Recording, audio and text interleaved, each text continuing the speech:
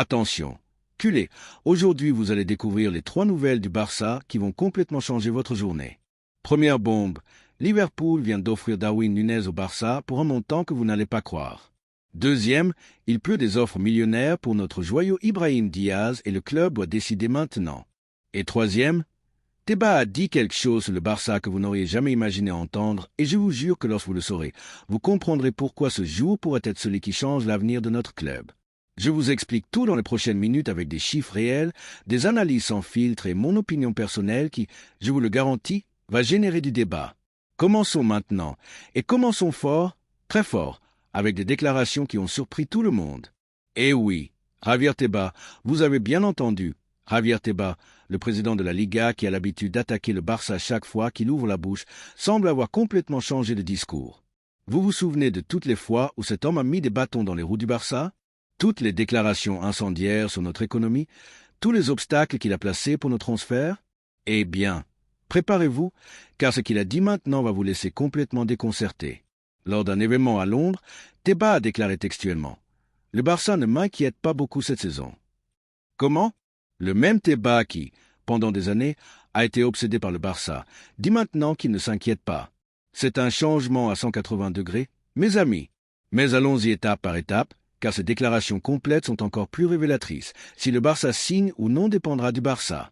Cela fait quelques jours que je ne suis pas autant sur leur dos et je ne suis pas non plus autant sur le contrôle économique de la Ligue. Ils sauront ce qu'ils ont à faire. Rendez-vous compte de ce qui se passe ici. L'homme qui, pendant des années, a été le principal obstacle au transfert du Barça, dit maintenant qu'il n'est pas autant sur le contrôle économique. Coïncidence? Je ne le pense pas. Et je vais vous expliquer pourquoi. Rappelez-vous que Tebas continue de toucher 6 millions d'euros par an, grâce en grande partie aux revenus générés par le Barça. Si le Barça décidait de le poursuivre en justice ou de prendre des mesures légales plus fortes, ce monsieur se retrouverait directement à la rue. Et je crois que quelqu'un lui a enfin fait comprendre la réalité. Car soyons honnêtes, combien de fois avons-nous vu Tebas se ridiculiser en parlant du Barça? Combien de déclarations incendiaires qui n'ont finalement mené à rien? Il semble que quelqu'un lui a enfin conseillé et lui a dit que la meilleure chose à faire est de baisser le ton. Mais il y a plus. Tebas a également parlé de jouer des matchs en dehors de l'Espagne, spécifiquement à Miami. Et il a dit « À Miguel Galán, je préfère ne pas lui répondre. Il dit tant de choses que nous travaillons et depuis un certain temps. Je dis que notre volonté est d'emmener un match hors d'Espagne. J'ai dit que Miami est où il peut aller. » Cela fait référence à ces conversations divulguées dont je vous ai parlé hier, où l'on parlait apparemment d'emmener le Clasico à Miami. Et ici Tebas, au lieu de nier catégoriquement comme il le ferait normalement, dit simplement qu'il préfère ne pas répondre. Ne trouvez-vous pas cela suspect? Mon analyse est claire. Tebas commence à réaliser que sa guerre personnelle contre le Barça peut lui coûter très cher. Le club se rétablit économiquement. Laporta joue ses cartes de manière intelligente et le président de la Liga, c'est qu'il a besoin du Barça plus que le Barça n'a besoin de lui. Mais qu'est-ce que cela signifie pour nous? Pour le Barça? Eh bien, cela signifie que pour la première fois depuis longtemps, nous allons avoir un marché des transferts sans la pression constante de Tebas, sans ses déclarations incendiaires, sans ses menaces voilées, sans ses tentatives de saboter chaque mouvement du club. Et cela, mes amis, peut être le facteur différentiel dont nous avions besoin pour conclure ces transferts que nous attendons tant. Car lorsque vous n'avez pas le président de la Ligue mettant constamment des bâtons dans les roues, les négociations se déroulent très différemment. Mais avant de continuer avec les prochaines nouvelles qui vont vous laisser halluciner, dites-moi dans les commentaires, pensez-vous que Tebas a vraiment changé d'avis sur le Barça ou joue-t-il simplement un autre jeu? Pensez-vous que quelqu'un lui a enfin mis les points sur les i? Je veux lire vos opinions car c'est un sujet qui mérite un grand débat. Et si vous n'êtes pas encore abonné à la chaîne, à quoi attendez-vous? Chaque jour, je vous apporte les nouvelles les plus importantes du Barça, des analyses en profondeur et toutes les informations dont vous avez besoin pour rester à jour. Cliquez sur le bouton s'abonner et sur la cloche pour ne rien manquer. Mais passons à la deuxième nouvelle du jour, et celle-ci est préoccupante car, alors que nous célébrons le fait que Tebas baisse le ton, nous avons un sérieux problème entre les mains. Brahim Diaz commence à susciter l'intérêt des grands clubs européens et cela pourrait mettre le Barça dans une situation très compliquée. Pour ceux qui ne connaissent pas Ibrahim Diaz, je vous mets en contexte. Nous parlons d'un footballeur malien de 18 ans qui est arrivé au Barça en provenance du Mali pour environ 1,7 million d'euros. Un jeune qui a disputé une saison spectaculaire chez les jeunes et qui a également eu des minutes de jeu avec le Barça Athletic. Mais voici ce qui est important. Ibrahim Diaz n'est pas un joueur ordinaire. Nous parlons de l'une des grandes promesses du football africain, un pur talent qui a attiré l'attention des recruteurs du club dès le premier jour, un footballeur en qui le Barça a placé beaucoup d'espoir et qui, selon toutes les prévisions, devrait faire partie de la pré-saison avec en flic. Et quel est le problème? Eh bien, les grands clubs européens se sont rendus compte du potentiel de ce jeune et ont commencé à faire des offres. Et quand je dis grands clubs, je parle d'équipes de premier niveau qui sont prêtes à payer des sommes importantes pour ces services. Selon les informations qui me parviennent, le Barça a déjà commencé à recevoir les premiers sondages, les premières offres exploratoires pour Ibrahim Diaz. Et c'est là que les choses se compliquent, car le club est dans une situation économique délicate où chaque revenu semble important. Mais analysons cela calmement car la situation d'Ibrahim Diaz est plus complexe qu'il n'y paraît à première vue. Le jeune vient de réaliser une grande saison chez les jeunes. C'est vrai, mais il est également vrai que le Barça Athletic a été relégué en Segunda Fédération. Et que signifie cela? Eh bien, Ibrahim Diaz ne pourra pas disputer de minutes avec l'équipe réserve s'il reste. C'est la clé du problème. Si Ibrahim Diaz reste au Barça, mais ne peut pas jouer avec l'Athletic en raison de la relégation, où va-t-il avoir des minutes de jeu? Sera-t-il prêt à faire le saut directement dans l'équipe première?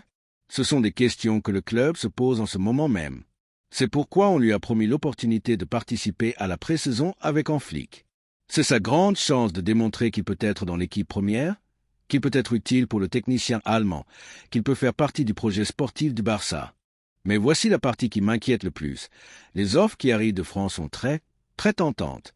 Nous parlons de clubs qui sont prêts à payer des sommes qui multiplient par plusieurs fois l'investissement initial du Barça. Dans la situation économique actuelle du club, refuser ce type d'offre est très compliqué.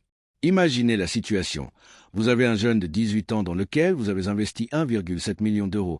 Une offre de, disons, 8 ou 10 millions arrive et vous avez besoin de revenus pour équilibrer les comptes.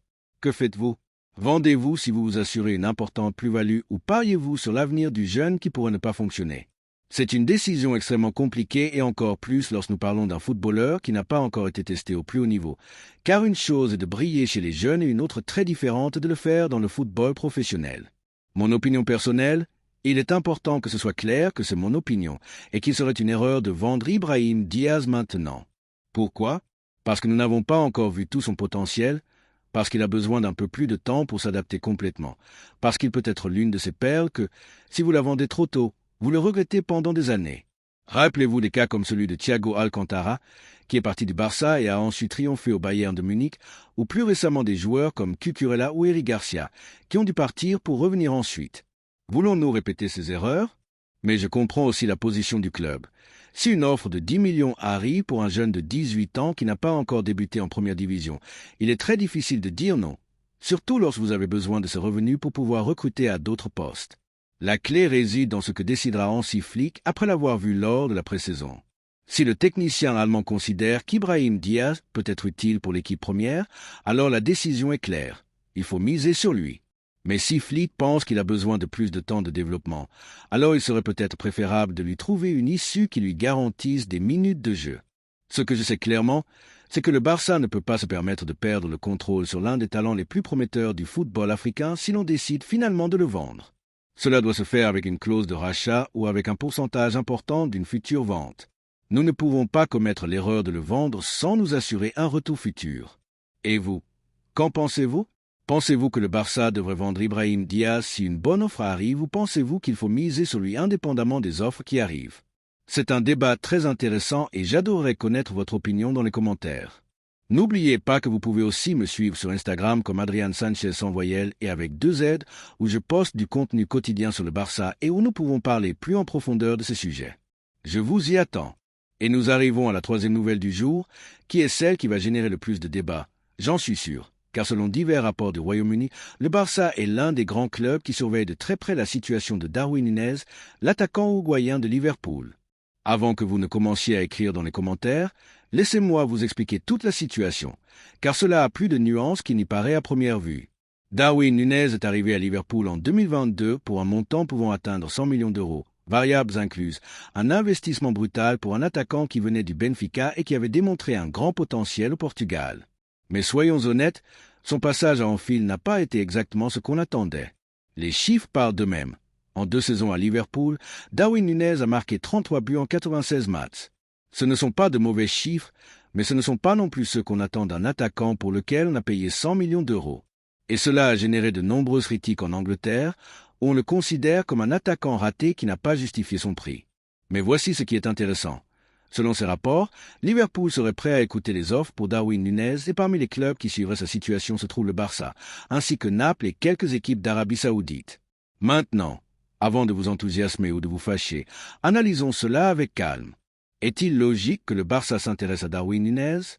Voyons les pour et les contre. Les pour, c'est un attaquant jeune, 25 ans, avec beaucoup de chemin à parcourir. Il a de l'expérience dans des compétitions de haut niveau comme la Premier League et la Ligue des Champions.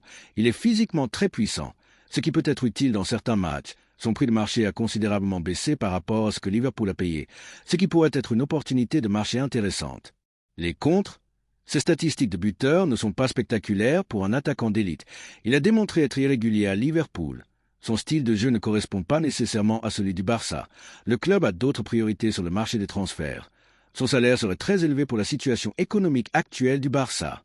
Mon opinion personnelle, et ici je vais être très clair, est que Darwin Núñez ne me convainc pas pour le Barça.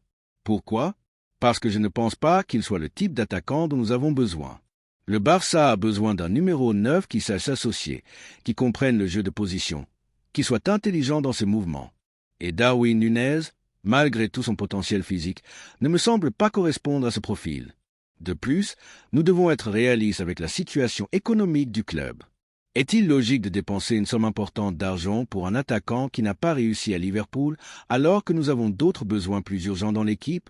Mais je comprends aussi que cela puisse être vu comme une opportunité de marché. Si Liverpool est prêt à le vendre pour une somme raisonnable et si Darwin Núñez est prêt à réduire ses prétentions salariales, cela pourrait être une option à considérer. Le problème est que, à mon avis, le Barça a besoin d'un attaquant avec un profil très spécifique. Nous avons besoin de quelqu'un qui puisse jouer dos au but, qui sache combiner avec les ailiers, qui comprenne les mouvements du football de position. Et je ne suis pas sûr que Darwin Núñez soit ce joueur.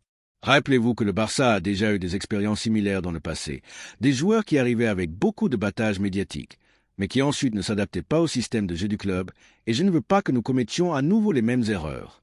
Mais d'un autre côté, il est également vrai qu'Hansi Flick pourrait avoir une vision différente. Le technicien allemand connaît bien le football européen, a travaillé avec des attaquants de différents profils et voit peut-être en Darwin Núñez quelque chose que nous ne voyons pas. Ce que je sais clairement, c'est que si le Barça s'intéresse finalement à Darwin Núñez, cela doit être parce que Flick l'a demandé spécifiquement. Et n'oubliez pas que très bientôt je vais annoncer un tirage au sort incroyable sur mes réseaux sociaux. Je prépare quelque chose de très spécial, un maillot signé officiel et un maillot officiel de Lamine Yamal avec le numéro 10. Alors restez à l'écoute de mes réseaux sociaux car un tirage au sort arrive. Mais approfondissons un peu plus ces trois nouvelles car je pense qu'il y a des connexions importantes entre elles qui méritent d'être analysées. Premièrement, le changement de discours de Tebas n'est pas une coïncidence. Le président de la Liga sait que le Barça se rétablit économiquement et que sa guerre personnelle contre le club peut finir par se retourner contre lui. Cela signifie que le club va avoir plus de liberté de mouvement sur le marché des transferts, ce qui peut être décisif pour conclure des opérations importantes. Deuxièmement, le cas d'Ibrahim Diaz nous montre que le Barça reste un club attractif pour les jeunes talents, mais aussi que la situation économique oblige à prendre des décisions difficiles. La clé est de trouver l'équilibre entre le besoin de revenus et le pari sur l'avenir. Et troisièmement, l'intérêt pour Darwin Núñez, indépendamment de ce que j'en pense, montre que le club explore toutes les options possibles sur le marché. C'est positif car cela signifie que la direction sportive travaille sur différents fronts. Mais il y a quelque chose qui m'inquiète dans tout cela, le manque d'une stratégie claire et définie, car une chose est d'explorer des options et une autre très différente est d'aller à l'aveugle sur le marché. Le Barça doit avoir très clair quel type de joueur il veut recruter, quel profil il cherche pour chaque poste et quelles sont les véritables priorités de l'équipe. Nous ne pouvons pas nous permettre de recruter pour recruter ou de nous laisser emporter par les opportunités de marcher sans un critère sportif clair. Et c'est là que la figure d'Hansi Flick entre en jeu. Le technicien allemand doit être celui qui fixe les directives sportives, qui dit quels joueurs sont nécessaires et quel profil il recherche pour chaque poste. Ce ne peut pas être la direction sportive qui prend des décisions unilatérales sans l'avis de l'entraîneur. D'un point de vue tactique, je pense qu'il est important d'analyser ce dont le Barça a vraiment besoin sur ce marché des transferts. Dans les buts, la situation de Ter Stegen est préoccupante. L'Allemand a eu des problèmes physiques en pré-saison et cela peut être un signe de ce qui peut arriver pendant la saison. C'est pourquoi le recrutement d'Inaki Peña comme deuxième gardien est important, mais cela pourrait ne pas être suffisant. En défense, le Barça a urgemment besoin d'un latéral gauche. Jordi Alba est parti, Marcos Alonso n'a pas convaincu et Baldé. bien qu'il ait beaucoup de potentiel, a besoin de concurrence. De plus, au centre de la défense, le départ de certains joueurs peut laisser la position un peu courte en effectif. Au milieu de terrain, la situation est plus complexe. Le Barça a beaucoup de joueurs, mais tous ne s'intègrent pas dans le système d'Hansi Flick. Pedri, Gavi, De Jong, Kessie, Rome, il y a beaucoup de concurrence, mais il faut aussi voir qui s'adapte le mieux aux idées du technicien allemand. Et en attaque, dont on parle plus, le Barça a besoin d'un attaquant centre qui puisse être titulaire indiscutable. Lewandowski n'est plus le même qu'il y a quelques années. Bien qu'il reste un grand joueur, il a besoin de concurrence et de relève générationnelle. C'est pourquoi, revenons au sujet de Darwin Nunez. Ma question est, est-il vraiment le profil dont le Barça a besoin? S'intègre-t-il dans le système de jeu que veut implémenter Hansi Flick? Ce sont les questions auxquelles la direction sportive doit répondre avant de prendre toute décision. Et en parlant d'Hansi Flick, je pense qu'il est important d'analyser ce que le technicien allemand peut apporter au Barça et comment ces décisions peuvent influencer le marché des transferts. Flick arrive au Barça avec une réputation excellente. Son passage au Bayern de Munich a été spectaculaire, remportant tout ce qui pouvait l'être et jouant à un football brillant. Mais il est également vrai que le Barça est un club différent, avec une philosophie différente et des joueurs différents. La clé réside dans la manière dont Flick va adapter son style de jeu aux joueurs dont il dispose. Va-t-il maintenir le 4-3-3 traditionnel du Barça? Va-t-il opter pour un système plus direct comme il le faisait au Bayern? Comment va-t-il intégrer des joueurs comme Pedri, Gavi ou Lamine Yamal dans son système? Ce sont des questions qui ne trouveront réponse que pendant la pré-saison, mais qui sont fondamentales pour comprendre quel type de recrutement le club a besoin. Par exemple, si Flick décide d'opter pour un système plus physique et direct, alors Darwin Nunez pourrait avoir plus de sens. Mais s'il maintient le style de jeu traditionnel du Barça, alors il serait peut-être préférable de chercher un attaquant avec un profil plus technique. Il en va de même pour Ibrahim Diaz. Si Flick voit un joueur qui peut s'intégrer dans son système, alors il faut miser sur lui. Mais s'il considère qu'il a besoin de plus de temps de développement, alors il serait peut-être préférable de lui trouver une issue temporaire. La pré-saison va être le moment de vérité pour beaucoup de joueurs. Ils vont devoir démontrer qu'ils s'intègrent dans le système de Flick, qu'il peut apporter quelque chose à l'équipe, qu'il mérite d'avoir des minutes de jeu pendant la saison. Et cela est particulièrement important pour les jeunes joueurs comme Ibrahim Diaz, Lamine Yamal, Pau Cubarsí ou Marc Bernal. Cette pré-saison peut être décisive pour leur carrière, elle peut marquer la différence entre rester dans l'équipe première ou devoir chercher des minutes de jeu ailleurs. C'est pourquoi je pense qu'il est fondamental que le club ne prenne pas de décision précipitée sur aucun joueur avant que Flick n'ait eu le temps de les évaluer. Ce serait une erreur de vendre Ibrahim Diaz avant que le technicien allemand n'ait pu le voir s'entraîner et jouer. Mais je veux terminer cette vidéo en vous demandant à vous, qui êtes les vrais protagonistes de cette chaîne. Que pensez-vous de ces nouvelles? Pensez-vous que le Barça prend les bonnes décisions? Quel recrutement aimeriez-vous voir cet été? Écrivez-moi dans les commentaires avec toute la liberté, mais toujours avec respect. Cette chaîne est la vôtre et vos opinions sont fondamentales pour enrichir le débat. Et si vous avez aimé cette analyse, n'oubliez pas de liker et de vous abonner à la chaîne si vous ne l'avez pas encore fait. Chaque jour, je vous apporte les nouvelles les plus importantes du Barça, des analyses en profondeur et toutes les informations dont vous avez besoin pour rester à jour. Je vous rappelle aussi que vous pouvez me suivre sur Instagram comme Adrian Sanchez sans voyelle et avec 2 Z, où je poste du contenu quotidien sur le Barça et où nous pouvons parler plus en profondeur de ces sujets. Et très bientôt, je vais annoncer un tirage au sort incroyable.